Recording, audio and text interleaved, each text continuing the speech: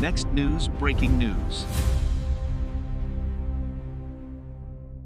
President Trump just wrapped a high-stakes summit in Beijing, and the results are pure America First dominance. Xi directly pressed him on defending Taiwan, and Trump gave nothing away, preserving maximum leverage.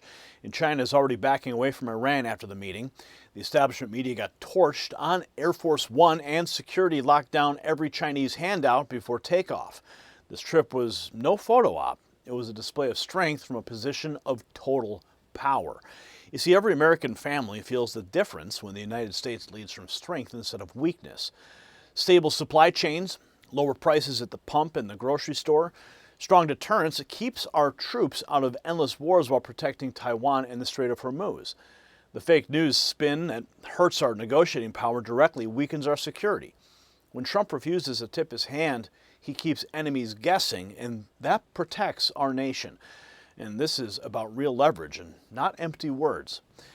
And critical minerals are the backbone of that national security strength. We have some breaking news out of the White House. Saga Metals trading as SAGMF in the United States, and SAGA in Canada is back in the spotlight much sooner than expected.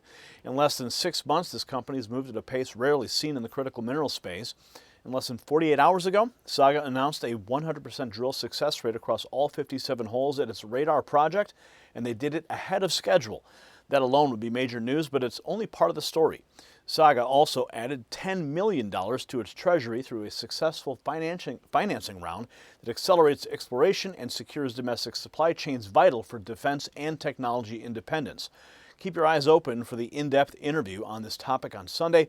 Make sure you check the link in the description to see how Saga Metals is delivering results that matter for American energy and military readiness. Now back to the Beijing summit fireworks. Trump also confirmed that he confronted Xi face-to-face on Chinese cyber attacks and told him straight, "We spy like hell on them too." And the media meltdown continued when the president called out the New York Times and the BBC for lies and AI manipulation, all while Japan's prime minister got a private briefing on the exact details from Air Force One. We've got it all here. I'm going to break it all down for you. We have this this picture of Marco Rubio. No doubt is going to be memed into oblivion, wearing a tracksuit on the trip. I think this is Air Force One, and Trump is asked about it on Air Force One. Did you see Secretary Rubio in the briefing room the other day, and what did you think? Are you talking about his outfit? Yeah, that's it. I thought he looked very good in the outfit, sweatsuit. I don't know if I'd do it, but I thought he looked very good. I think he's outstanding. I thought he was good. I mean, I saw every word of it. I thought he was. You talking about his outfit? No, I was actually asking about the briefing room. So Trump calling out Rubio's look, saying focus on China needing those chips. He looked at a reporter. He took on a reporter over the fake coverage of the Iran victory.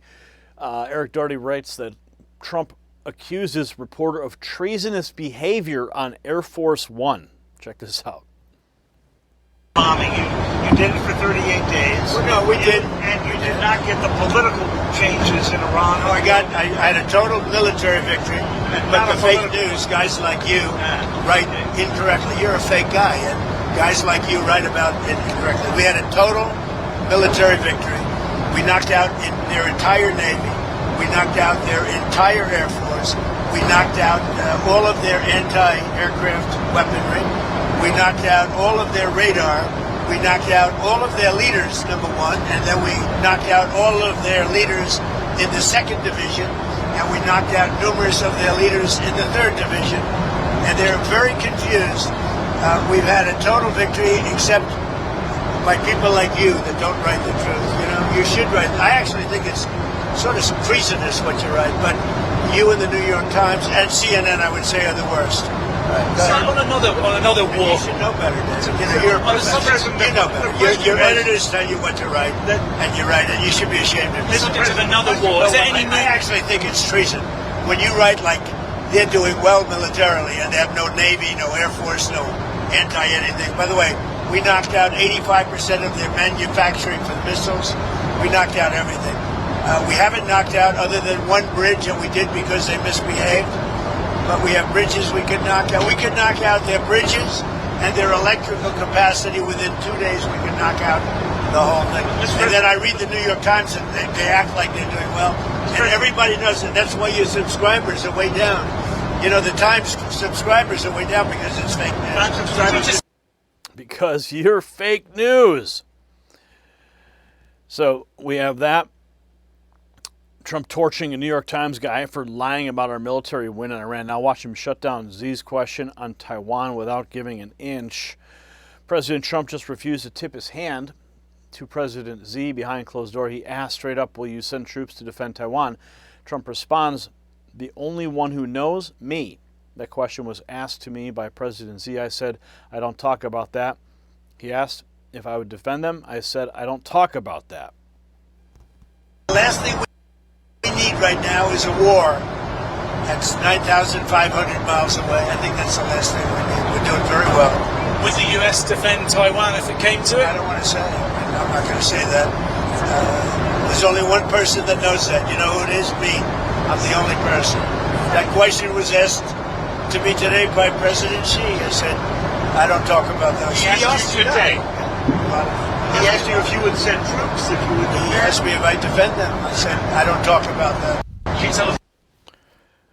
President Trump making it absolutely clear that he's not going to telegraph any moves he intends to make. And then he turned to unload on a BBC reporter for the AI lies about him. Check this out. But that is under investigation. Are you able to confirm yet that it was a US missile? Who are you with? BBC for the radio. Fake BBC. You mean the ones that put AI in my mouth? The ones that gave me, had me saying a statement that they now admit was not true? That the ones that put terrible words in my mouth and then had to admit that it was fake? The ones that are being sued now for $5 billion and don't know what to do? You're with BBC? They're another fake outfit. Yeah. About the deals in China? Did you get a deal? Oh, he's not giving BBC 1 inch, exposing them for their fake quotes and facing their $5 billion lawsuit. The U.S. took even tougher steps with every credential and phone from the press.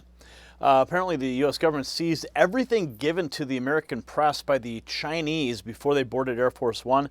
Reporters couldn't take credentials, burner phones, or pins. They had to be thrown in a bin, according to the New York Post. The U.S. took maximum precautions for this trip. Here is the moment of departure. President Trump receiving a very warm send-off, but reporters had their gear seized, and that tight security set the stage for Trump to push Xi off his Iran alliance entirely. We have this. That you also can't respond to a conflict by throwing sea mines in the ocean, by tolling. These international norms can't be violated. And I've got to tell you, to see the Chinese backing away from Iran after meeting with President Trump was a huge outcome of this. How did summit. they back away from Iran? Well, they said they agree. No nukes, no militarization of the Straits of Hormuz. And you can't be tolling the Straits of Gibraltar, Straits of Malacca, or the Straits of Hormuz because you see it as a source of revenue. So that was a huge, huge step in our direction. And you're confident that he was telling the truth, Xi, when he said that they're not supplying anything to Iran? Well, we've seen China backing away even from some of this dual use, but the blockade is preventing it one way or another, and the blockade is key. So Trump forcing China to back away from Iran with a clear no-nuke deal. He then admitted Trump's turnaround of America looks like a miracle.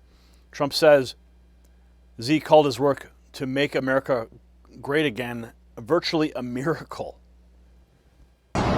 Made a statement. It might not have been from him, it was somebody, but they talked about the decline. But he said today, and he said it very publicly, he said the U.S. was declining for the last 4 years. And he said what President Trump has done in the last 15, 16 months has been virtually a miracle. He said we have the hottest country anywhere in the world. But he said that it was a declining country. Under Joe Biden, he said we had a seriously declining country, which we did, with people pouring in from all over the world, from prisons and everything else. He He said what President Trump has done has been a virtual miracle. It's the hottest country anywhere in the world, and it is. Yeah. The hottest country in the world. Called it a virtual miracle, giving Trump the full red carpet send-off. Check this out.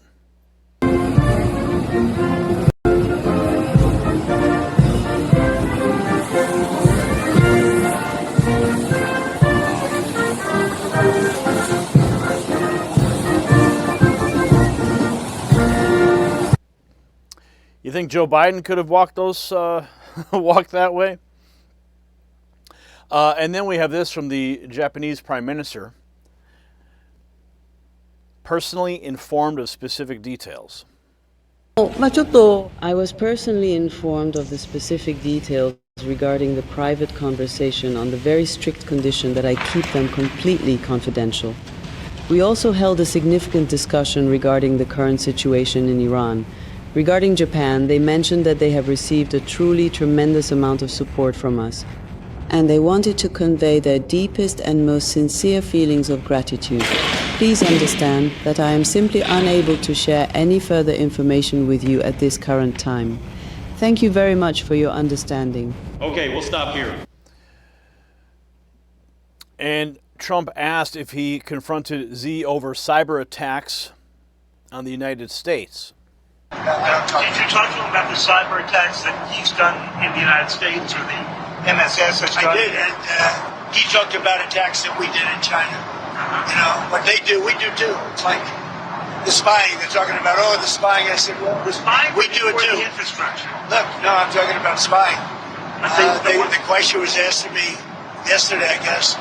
What about the fact that China's spying in the United States? I said, well, it's one of those things because we spy like hell on them too.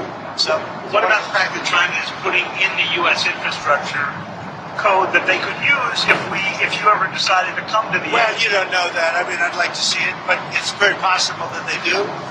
And we're doing things to them. I told them we do a lot of stuff to you that you don't know about, and you're doing things to us that we probably do know about. But we do plenty. It's a double-edged sword. It's a double-edged sword. We spy harder than they know. And then there was this went viral because Elon Musk was traveling in the delegation.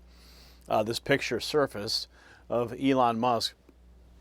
And it was captioned, "Do you want the Wi-Fi password?" And Elon says, "I'm good. I own the satellite network."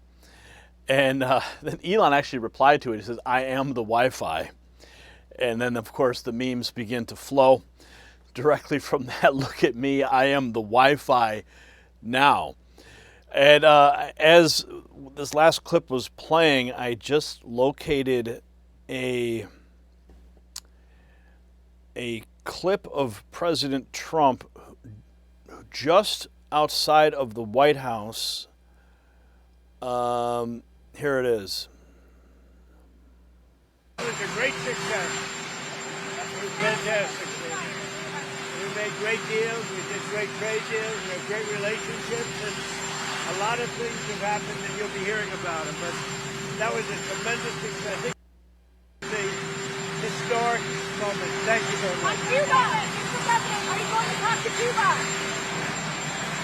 So President Trump has landed safely back in the United States, and the show must go on. So the real victory here is the strategic ambiguity on Taiwan and concrete Chinese concessions on Iran. Trump walked in with tariff, military, and energy leverage and walked out with China publicly backing away from the Ayatollahs. That's not luck. That is the art of the deal executed at the highest level. So Trump proved again that peace through strength works.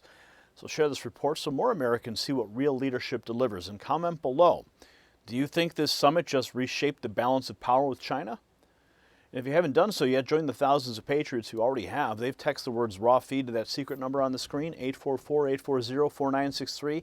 They're already bypassing the YouTube suppression of our channel. They're getting direct updates from me when it matters most. And if you haven't done so as well, check out our new gear we've got set up for you for America 250 right below this video. and keep fighting for America First victories like this one. The system controls information. Information control is power. They don't want you to see this. The truth only survives together. They don't want this shared. Share this now. You know out.